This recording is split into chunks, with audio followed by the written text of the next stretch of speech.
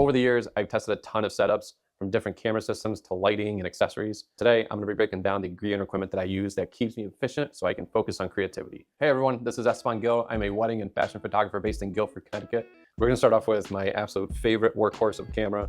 It's a little bit unique. Not many people are using it, but it's the S1R Mark II. The cool thing about this camera, which is the newest update to this, is that now you can use it in conjunction with Capture One, so you can use it for tethering. Their older system was a little bit finicky when it came to tethering, so I wasn't able to use it. But now I'm really excited that this new version of it actually has Capture One capability, so I'm able to show my my clients what the images are going to look like from a laptop or directly to Capture One. This is just an incredible system, very underrated system.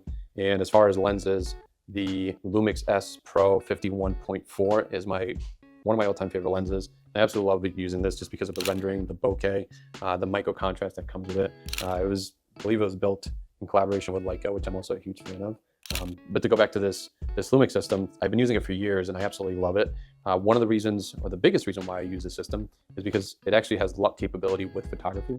So what you're able to do is you're able to take, for example, my Leo Aftershoot profile, I can convert it into a cube file, which is essentially a LUT file for video, and I can transfer it over to this camera. So when I'm photographing on set, I'm actually able to see what the end product is going to look like. There's like really nothing like being able to be on set and taking a photo and being able to show your client what the end product is going to look like. So that's a huge selling point for this system. So absolutely love this, the 51.4. And then there's also situations where I might be in a little bit of a tighter space. I might need something wider. And for that, I just try to keep it simple and light. Don't go super fancy. This is the Lumix S 35mm 1.8. And it's a pretty inexpensive lens. I don't need anything wider than a 1.8. And it's super sharp. This combo here, the S1R Mark II, the 51.4 Lumix S Pro, and the 35mm 1.8 is essentially all I need as far as just making sure that you have accurate and fast autofocus and the ability to show the client my end product on the back of the camera. So that's that. And now we're going to go into my secondary system, which is the Fuji system. So being that was my workhorse, I always want to have a secondary system that's more for like a creative image. So if I want something that's a little bit more creative, if I want thinner depth of field, then I'm going to use this system, which I've been a huge fan of this system for pretty much since the first day it came out. And this is the GFX system by Fujifilm. This particular one is a GFX 50S Mark II. And I just love this camera, mostly because of the sensor that's in it. The 50 megapixel sensor is just vastly superior to the 100 megapixel. For some reason, to me, it just feels like there's better colors out of it and better rendering. It might just be me, but I always felt that way. And as far as lenses, when it comes to the Fujifilm system, I actually don't use any native lenses. So for these, I'm actually using a TT Artisan's 90mm 1.25. So the cool thing about the GFX system is that while it's a medium format sensor, you can still adapt a lot of full frame lenses that are able to cover the sensor. And this is one of them. So I can essentially photograph some of these images at 1.25 on a medium format sensor, which gives the images a really unique look. Overall, this 90mm pretty much stays on this camera for most of the day. Being that I'm also a very big film buff, so I love film photography. I also purchased this other lens, which I use on my GFX a ton, and this is the Midicon 65mm 1.4. And the reason why I love this lens is because it actually renders almost identical to one of my all-time favorite film cameras, which is a Pentax 6.7 with a very legendary lens, which is the 105 2.4.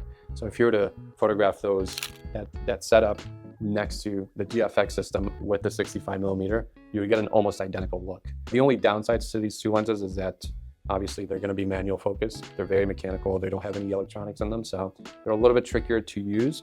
But overall, once you get used to it, it's pretty incredible. And they also create some really cool flare effect. And now we're going to go into my other favorite thing, which is lighting, and I'll show you what we're going to use for that. And for this, I love Geekoto products. I've been using them for a very long time, and I just absolutely love how compact and how versatile they are.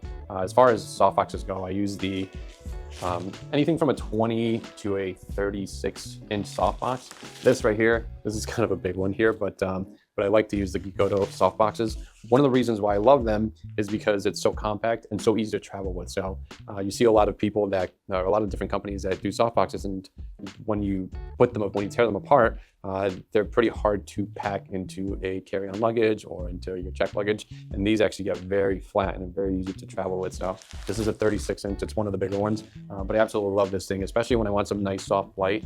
And if I need more space, or if I'm working with a little bit of a tighter space, I would use either the 28 or the 20-inch. So absolutely love these soft boxes. The last thing that I'll use for modifiers or for anything that's lighting related, other than the actual lights, is the Gikodo.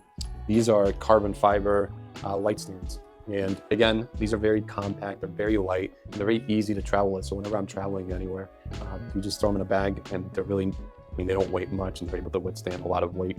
So the softbox, the light stands, as far as lighting equipment, that pretty much does it. That's all I use for any fashion sets or any shoots that I do. I hope you got something out of the video. If you want to follow me on Instagram, my Instagram is egilphoto, E-G-I-L photo. You can also follow my educational platform called Steel and Flint Society. So thanks for watching, and I hope to see you again soon. Bye.